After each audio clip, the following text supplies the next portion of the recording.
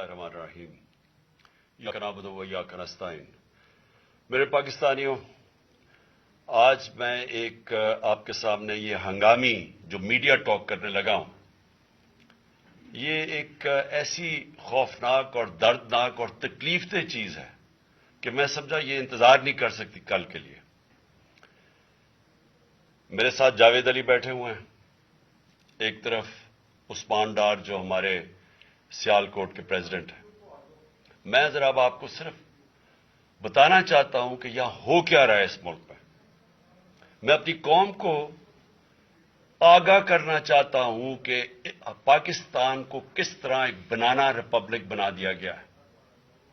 ना यहां कोई किस कानून की फिक्र है ताकतवर को, ना उनको फिक्र है अपने आइन की। हमारा जो आइन है उसका आर्टिकल 14 वो वाज़ेह तौर पे कहता है कि हर इंसान की इज्जत की हिफाजत की जाएगी, हर इंसान की डिग्निटी को प्रोटेक्ट किया जाएगा। ये हमारा आइन हमें हक देता है। लेकिन जो ये जावेद अली से हुआ, ये मैं इसके मुंह से आप सबको आपको सुनना चाहिए कि इस इंसान से हुआ क्या। और मैं उसके बाद आपको बताऊंगा, ये जब खत्म कर देंगे, कि ये जावेद अली तो एक आदमी है जो सामने आ गया है।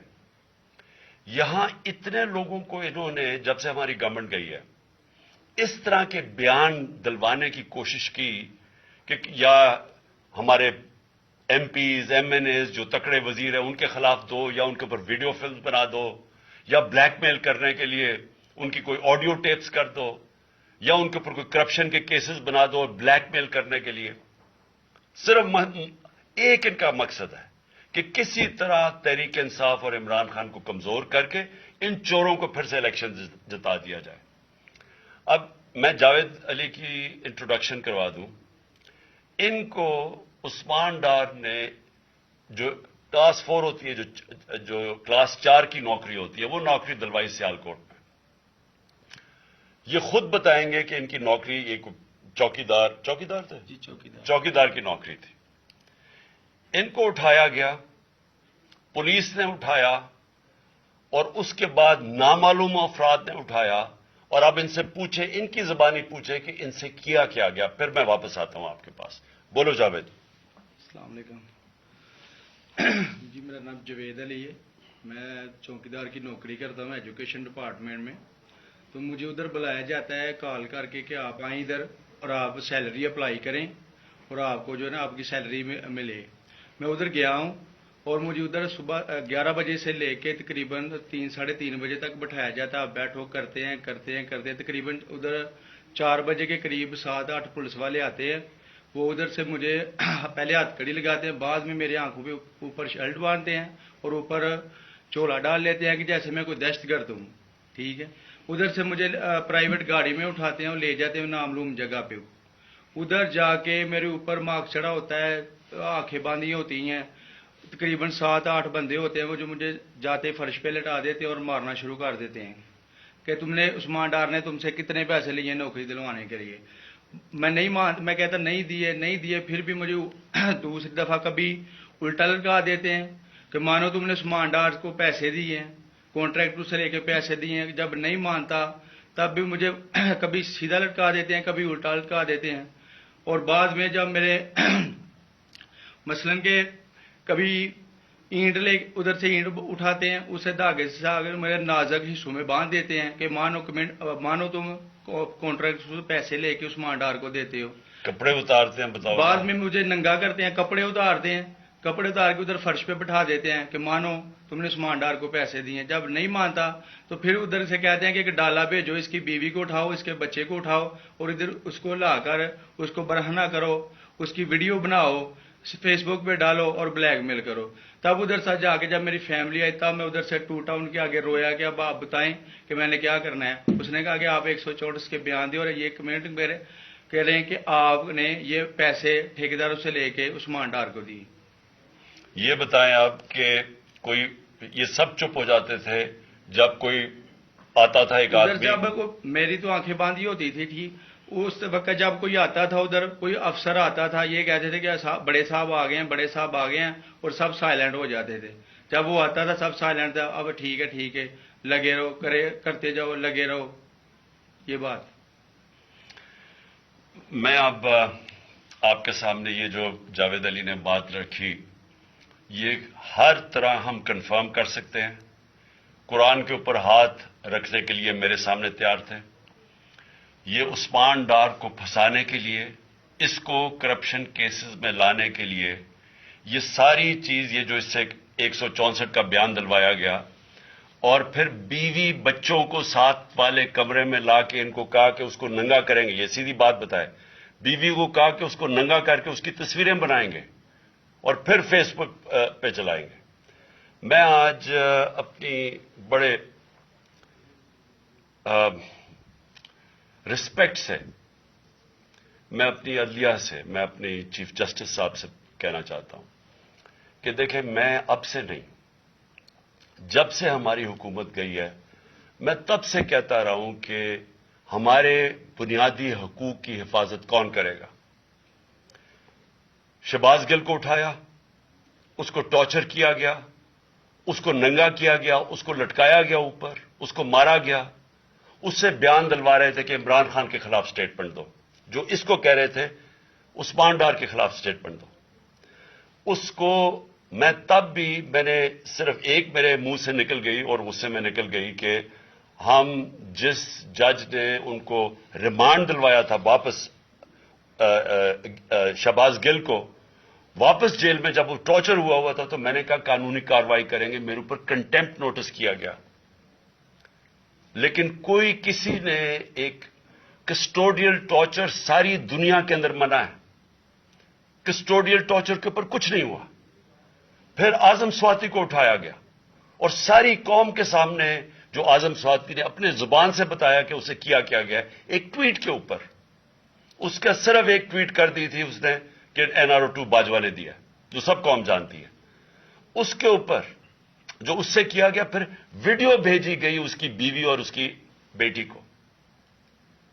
ایسی چیزیں اس ملک کی تاریخ میں کبھی نہیں ہوئی، یا میں تو نہیں کبھی سنی تھی ایسی چیزیں. شاید دہشت گردوں سے ہوتی ہوں، شاید کوئی باہر کے جاسوسوں سے ہوتی ہو، غداروں سے، لیکن اپنے شہریوں کو اس طرح کرنا اس ملک کی تاریخ میں کبھی نہیں ہوا.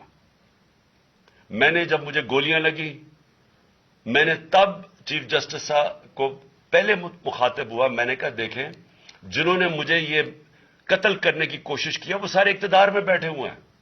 اس میں یہ جو ایک آدمی ڈرٹی ہیری جب سے جنرل باجوہ لے کے آیا یہاں، تب سے یہ تشدد شروع ہوا ہے. شہباز گل کا، اعظم سواتی کا، مجھے گولیاں لگی. یہ جو داستان آپ سن رہے ہیں، سوشل میڈیا کے بچوں سے پوچھیں، جب سے یہ آدمی آئے ان سے اٹھ کے کیا ہوا. ان کو بند کمروں میں کپڑے اتارے گئے، ذلیل کیا گیا. ایک ماں باپ نے مجھے کال کی، انہوں نے کہا ابھی تک ان کا بیٹا نارمل نہیں ہوا. اس سے اوپر اتنا تشدد کیا کہ وہ ابھی تک نارمل نہیں ہوا. اور میں ان کو کہا، جس طرح اس کو جاوید کو کہا میں نے سامنے آؤ، سب ڈرتے ہیں، نامعلوم افراد سے سب ڈرتے ہیں، اور کوئی کسی قسم کی پروٹیکشن کسی کو نہیں ہے، کیونکہ یہ قانون کے اوپر ہے، یہ جو مرضی کر لیں، کوئی ان کو بچانے والا نہیں ہے. کوئی جاوید جیسے انسانوں کو جب یہ کرتے ہیں، اس کو پھر دھمکیاں دی گئی کہ تم نے یہ بتانا کسی کو نہیں ہے، تو ہم یہ کر دیں گے، ہم تمہیں یہ مروا دیں گے. تو یہ اس ملک کی، ہمارے پاس تو ایک ہی راستہ ہے، اور مجھے پتا ہے کہ عدلیہ کے اوپر پورا اٹیک ہے یہ مافیا کا. یہ پالیٹیشین نہیں ہے، یہ مافیا ہے جو ٹیپیں بناتا ہے ججز کی، جو ہر قسم کی بلیک میل کرتا ہے. انٹیریئر منسٹر ٹیپ چلا رہا ہے کسی کی، یہ بالکل غیر قانونی چیز ہے.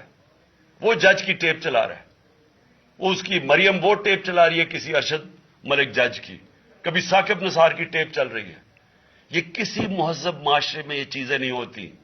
یہ کنٹرول کے لیے، عدلیہ کو کنٹرول کے لیے صرف یہ سارے حربے استعمال کیے جا رہے ہیں. میں آج اس پلیٹ فارم سے اپنے چیف جسٹس اور اپنی ہائر جوڈیشری کو، امید تو صرف آپ سے رہ گئی ہے اس وقت جو جس طرح کا ظلم کیا جا رہا ہے، یہ نامعلوم افراد جو کر رہے ہیں اس ملک کے ساتھ، اور خاص طور پہ جو ڈرٹی ہیریا ہے، میری ساری انہوں نے، یہ کیسے ہو سکتا ہے کہ میری جو ساری جے آئی ٹی کی رپورٹ تھی، جو انہوں نے فورینسک ایویڈنس جمع کی ہوئی تھی، وہ ساری ختم کر دی ہے. ان 4 آفیسرز کو پھر اوپر بٹھا دیا ہے جن کے اوپر پروسیکیوٹر جنرل نے کہا تھا کہ انہوں نے میری جے آئی ٹی کی ایویڈنس سیبوٹاج کرنے کی کوشش کی. اس نے ٹیررزم کورٹ کو بتایا ہے، ان کو واپس لا کے اوپر بٹھا دیا ہے. یعنی اس سے انصاف ملے گا؟ ساری ایویڈنس ختم کر دی ہے. تو ہمیں کدھر جائیں گے ہم؟ میری ریکویسٹ ہے چیف جسٹس صاحب، یہ جاوید علی کی، اس کے اوپر سوٹ موٹو ایکشن لیں، پتہ چلائیں کہ یہ کون لوگ ہیں. اور اوپر سے اس نے نامعلوم افراد نے اس نے سنا کہتے ہوئے کہ پولیس کے اوپر سارا الزام لگانا، پولیس کو پنچنگ بیگ بنانا، اور کچھ نہ کہنا، نہیں تو ہم تمہیں یہ کر دیں گے، مار دیں گے. دیکھیں جی، وقت آ گیا ہے. میں اپنی جوڈیشری سے یہ کہنا چاہتا ہوں کہ یہ جو بھی آپ کا سب سے بڑی جوڈیشری کی سب سے بڑی ذمہ داری ہمارے بنیادی حقوق کی حفاظت کرنا ہے. یہاں جس طرح یہ رجیم چینج کے بعد جس طرح بنیادی حقوق ختم کیے گئے ہیں، لوگوں کو لاوارث چھوڑ دیا ہے، سمجھ نہیں ہے لوگ جائیں کدھر انصاف کے لیے. ہم نے ایک پرامن احتجاج جیل بھرو تحریک شروع کی. جو لوگوں کو اٹھا کے لے کے جا رہے ہیں، ان کو کپڑے نہیں دے رہے ہیں، ان کو دور دور لے گئے ہیں، کسی کو اٹک ڈرانے دھمکانے سے خوف پھیلا رہے ہیں. ایک طرف ایک پرامن احتجاج تاکہ ملک میں نقصان نہ پہنچے. اب ہماری قوم آگے مشکل میں ہے، مہنگائی میں ڈوب گئی. کبھی پاکستان کی تاریخ میں 41% مہنگائی انفلیشن نہیں ہوئی. چھوڑ کے گئے تھے 12% تھی، آج 41% ہے.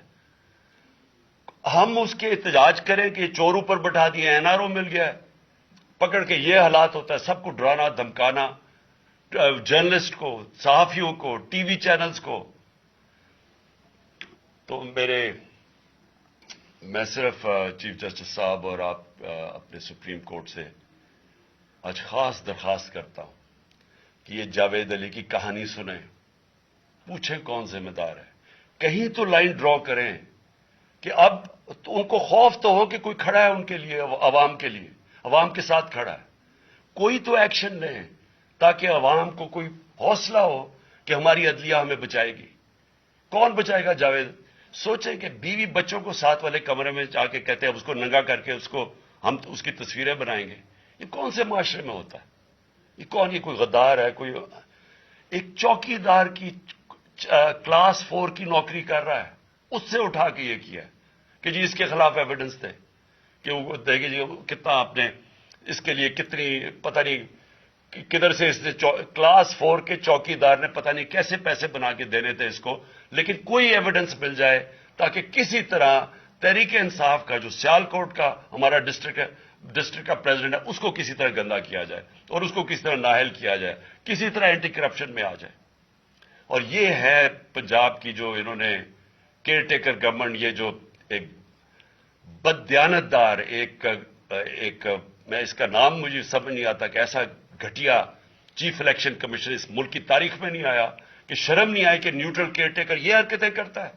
یہ نیوٹرل کیئر ٹیکر کے نیچے ہو رہا ہے.